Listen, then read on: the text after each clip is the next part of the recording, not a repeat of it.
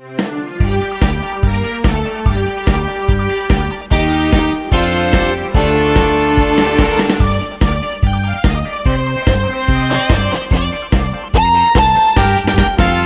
นทางแห่งยุคสมัยอยู่ในบ้านเฮาปัจจุบันมีบางบ่อนขึ้นภูผาสันมีบางบ่อนนั้นทางสื่อยาวเลียนไหล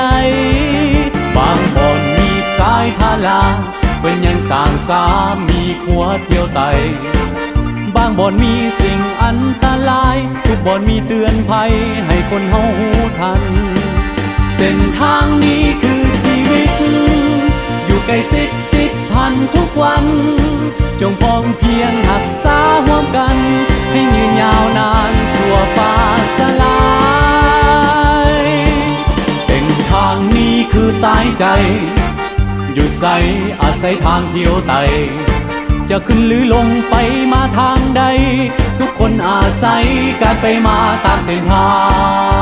ง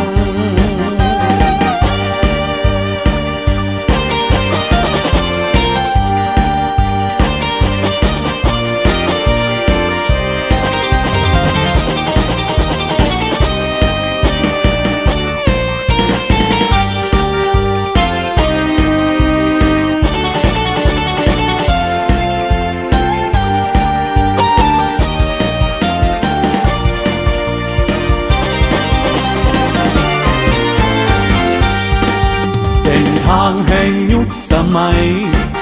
อยู่ในบ้านเฮาปัจจุบันมีบางบ่อนขึ้นภูผาสันมีบางบ่อนนั้นทางสื่อยาวเลียนไหลบางบ่อนมีสายทาลาเป็นยังสร้างสามีขัวเที่ยวไต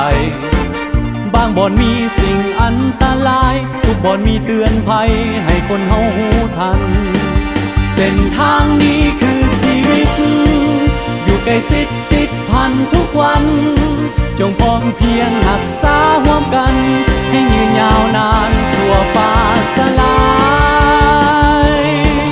เส้นทางนี้คือสายใจอยู่ใสอาศัยทางเที่ยวไต